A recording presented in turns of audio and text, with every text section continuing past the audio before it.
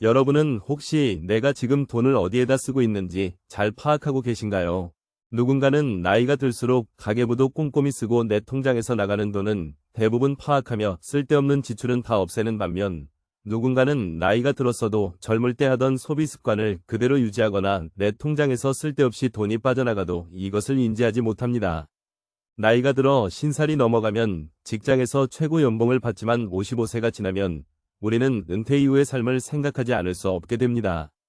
그래서 늦어도 55세까지 잘못된 돈 씀씀이를 정리해야 합니다.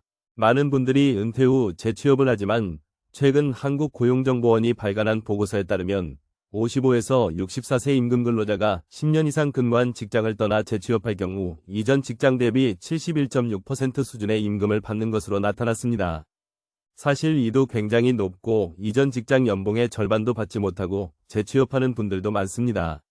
아무리 경험이 많아도 나이가 있기 때문에 연봉이 줄어드는 것이 현실입니다. 우리는 이렇게 줄어든 소득에 맞게 생활할 수 있도록 돈 씀씀이를 미리 점검해야 합니다. 여기 마찬가지로 은퇴 후 환경미화원으로 일하고 있는 70대 이씨 할아버지가 있습니다. 이씨 할아버지는 젊은 시절 나름 좋은 회사를 취직해 잘 다니고 있었지만 이은 나이에 회사에서 해고 통보를 받았습니다. 이 씨는 가정을 돌보고 바쁜 업무로 인해 소비 습관을 신경 쓰지 못했습니다. 대신 아내가 도맡아 경제 관리를 했지만 아내는 그리 꼼꼼한 성격이 아니었습니다. 자식들 키우랴 5인 가족 챙기랴 혼자 외벌이를 해서 꽤 많은 월급을 받았지만 이 씨는 노후자금을 마련하지 못했습니다. 해고 통보를 받은 당일 집으로 퇴근하는 길 지하철에서 이 씨는 고개를 숙인 채 한숨을 쉬며 생각에 잠겼습니다.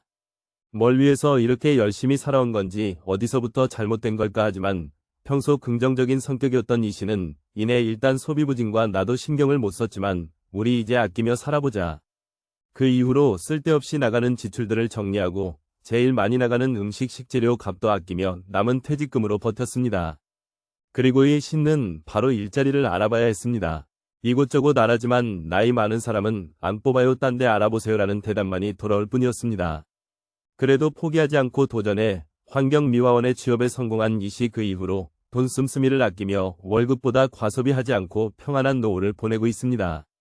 새벽 4시 작은 수레를 끌고 지난 밤 동네 사람들이 남긴 소비에 흔적을 지우는 이 씨 할아버지, 여름에는 덥게 겨울에는 춥게 일해야 하고 겨울에 따뜻한 장갑 하나 마음대로 낄 수 없지만 이 씨는 오늘도 일할 수 있음에 감사합니다. 지난 젊은 시절 소비를 너무 생각 없이 한 것이 후회돼요. 이제는 아끼며 살고 환경미화원 그리 한 달에 10,000원씩 모아 어려운 이웃들에게 쌀을 드리는 일도 하고 있습니다. 이 씨 할아버지는 오늘도 한 끼 식사로 뜨끈하게 달래주는 3,000원짜리 국수 한 그릇을 먹으며 행복하게 하루를 마무리합니다. 우리는 이렇게 미리 준비하지 않으면 이 씨 할아버지처럼 때가 돼서 불안감이 몰려올 수 있습니다. 그래서 미리미리 은퇴 후의 삶에 대해 생각해야 합니다.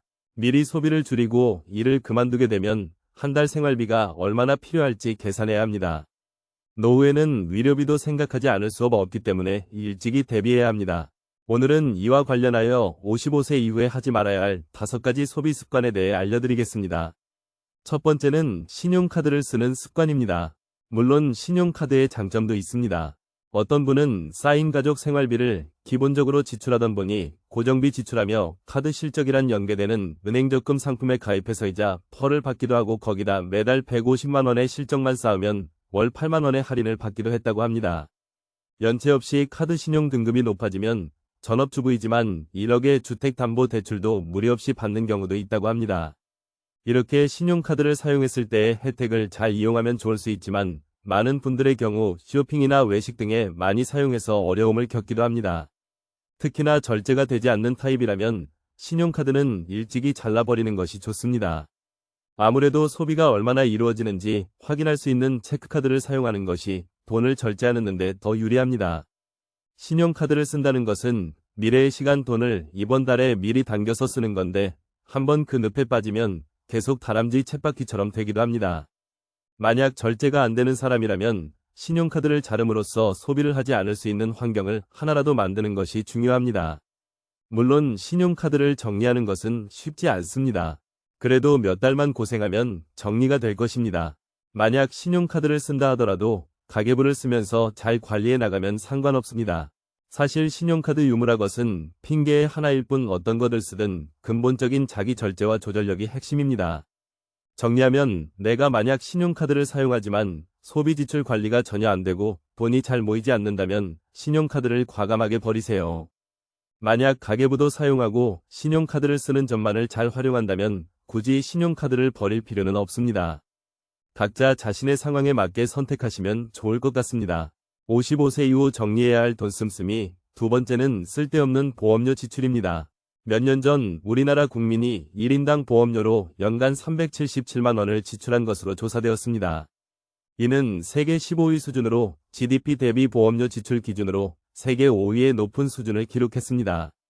그만큼 우리나라에 보험을 뜬 사람들이 많다는 것입니다. 사실 좋은 보험은 존재합니다. 특히나 가족력에 따라 보험이 필요한 경우가 있습니다. 어떤 분은 남편 집안이 간암에 취약해서 암보험 2개 들고 건강보험 뇌혈관 질환 보장보험 하나 들어놓았다고 합니다. 이후 남편이 뇌출혈로 2번 수술하고 재활병원 연하고 퇴원했는데 그때 뇌출혈 진단비랑 보장 내용이 됐다고 합니다. 잘못을 적든 거라 월 2만 원 정도를 납부했는데 불구하고 말이죠. 그 당시 뇌혈관 질환보다 암에 대해 걱정을 더 많이 했는데 사람 앞일은 아무도 모른다며 암내 혈관 질환 보장 보험 하나쯤 들어놓으면 걱정이 줄어든다 말씀하셨습니다. 이 밖에도 12년 전 가입한 남들이 다 욕하는 종신보험 상품에서도 지난주 갑상선암 진단 수술비 8천만 원이 통장으로 바로 시간 만에 입금이 되어 보험 들기 잘했다 하셨던 분도 있었습니다. 이처럼 보험은 정답이 없고 개개인마다 다를 수 있습니다. 아마 많은 가장분들이 가족을 위해 보험을 드는 경우도 많을 것입니다. 어떤 분은 아버지가 돌아가시면서 그 전에 진짜 찢어지게 가난하게 살았는데 그래도 아버지가 들어놓은 보험 때문에 집 한 채는 해주시고 가셨다며 그 계기로 어머니도 자기 나중에 아프면 자식들에게 부담 주게 될까봐 요양보험까지 다 들어놓는 가정도 많습니다. 이처럼 보험은 본인이 어디에 가치를 두냐에 따라 들 수도 있는 것입니다. 하지만 아무 보험이나 마구 가입해서는 안 됩니다. 특히나 보험은 잘못 해지하면 손해를 많이 보기 때문에 애초에 가입할 때 많은 신경을 써야 합니다. 그래서 보험 관련해서도 공부가 필요합니다. 보험 가입하기 전에 보험사 직원 말만 듣지 말고 반드시 스스로 유튜브나 책을 보며 공부해야 합니다. 공부를 하고 상담을 받는 것과 안 하고 받는 것은 차이가 아주 큽니다. 내가 아무것도 모르면 보험사 직원 선하기에 노란할 수 있습니다.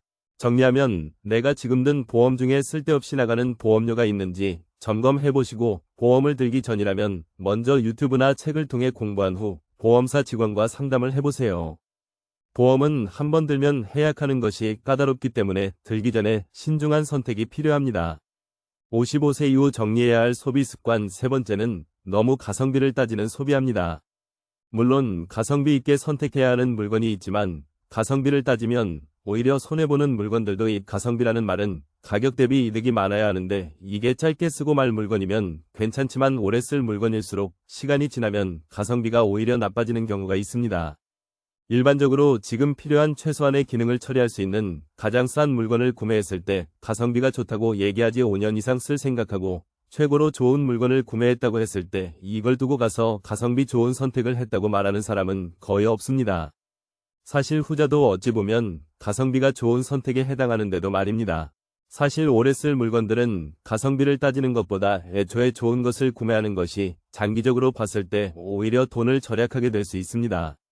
저희 집에서도 가성비 있는 TV를 몇 년 전에 구매했는데 최근 3년 사이에 2번이나 고장났습니다.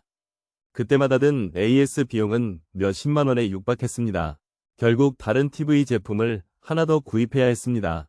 저와 비슷하게 예전에는 가성비 좋다는 것 찾아다니며 구매하고 사용했었지만 AS 품질 문제 등 여러 문제들을 겪다 보니 오히려 주머니에서 나가는 돈이 훨씬 많아진다는 것을 느낀 분들이 많았습니다. 가성비만 따지다 보면 결국 불만족하게 되고 앞으로 자주 쓰고 꼭 필요한 물건엔 품질 좋은 것을 사는 것이 장기적으로 봤을 때 돈이 모이는 습관이 될 수 있습니다. 사실 각각의 가격에는 다 이유가 있습니다. 각종 전자제품, 안경, 노트북 등은 비싼 만큼 몇 년은 쓰기 때문에 나중에는 오히려 남는다는 생각이 들 것입니다. 최근에 갑이라 말이 생겼습니다가 비란 가격 대비 심리적 만족도를 일컫는 말로 흔히 가성비에 반하는 말로 쓰이며 가격이 아니라 심적 만족을 기준으로 삼는다는 말입니다. 요새 젊은 사람들 사이에서 과거에는 브랜드와 가격이 상품 선택 기준이었지만 최근에는 자신이 추구하는 가치와 잘 맞고 품질도 만족스럽다면 주저없이 장바구니에 담는다고 합니다. 물론 모든 제품에서 가심비를 따질 수는 없겠지만 오래 쓸 물건만큼은 가심비를 따지는 것도 좋다고 생각합니다. 정리하면 오래 쓸 제품이라면 품질 좋은 제품이 장기적으로 봤을 때 오히려 절약이 될 수 있습니다. 그렇다고 모든 물건을 품질 좋은 것만 구매하는 것이 아니라 정말 오래 쓰고 자주 쓰는 물건만 품질 좋은 물건으로 골라보세요. 55세 이후 정리해야 할 돈 씀씀이 네 번째는 짝퉁을 사지 않는 것입니다. 사실 짝퉁인 줄 모르고 짝퉁을 사는 경우도 있지만 남들에게 잘 나간다는 것을 보여주기 위해 짝퉁을 사는 분들도 있습니다. 이분들 부자처럼 보이는 것이 목표이기 때문에 짝퉁을 사서라도 자신을 과시하고 싶어 합니다. 사실 과시는 생존의 본능이라고 합니다. 누구나 남들에게 과시하고 싶은 욕구가 있습니다. 하지만 이게 짝퉁인지 모를 수 있어도 내 자신이 그것이 짝퉁인 것을 압니다. 이러면 오히려 자존감이 더 떨어지게 됩니다. 사실 정말 부자들은 이렇게 자신들이 보여지는 것에 별로 관심이 없습니다. 짝퉁을 여러 벌 살 돈으로 명품이나 좋은 브랜드 제품 하나를 사는 것이 오히려 더 좋을 수 있습니다. 물론 명품으로 휘감을 하는 얘기는 아니지만 그래도 짝퉁에 있는 것보다 명품 하나 있는 것이 더 낫다는 얘기입니다.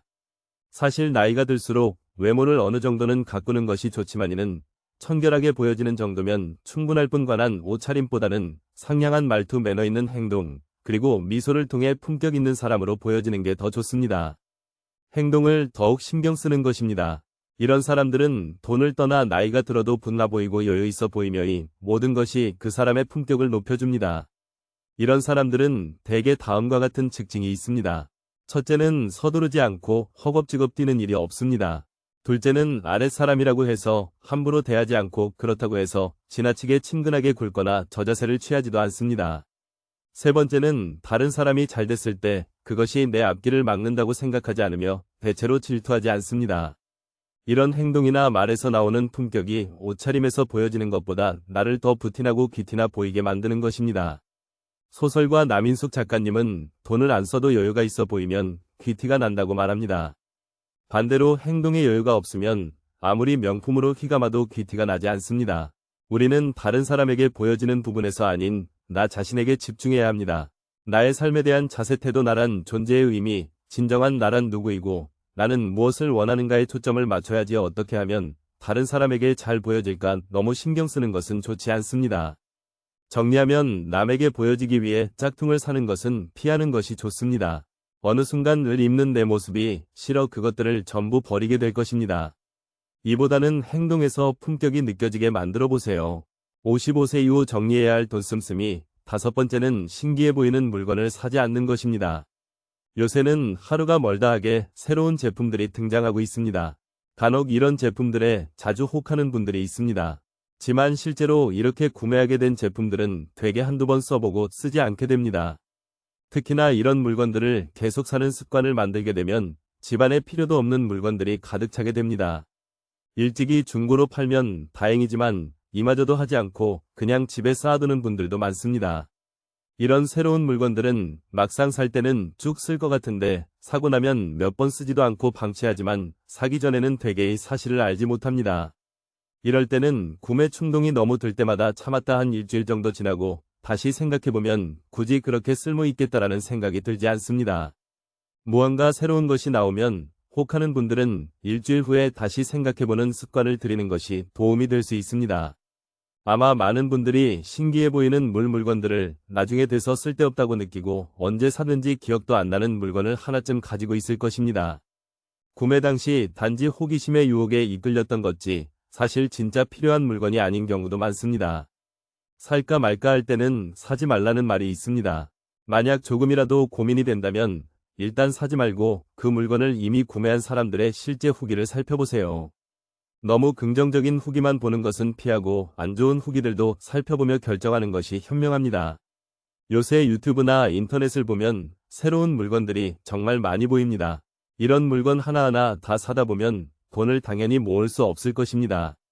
우리는 나이 들수록 비워야 합니다. 특히 집안 물건은 더욱 비워야 합니다.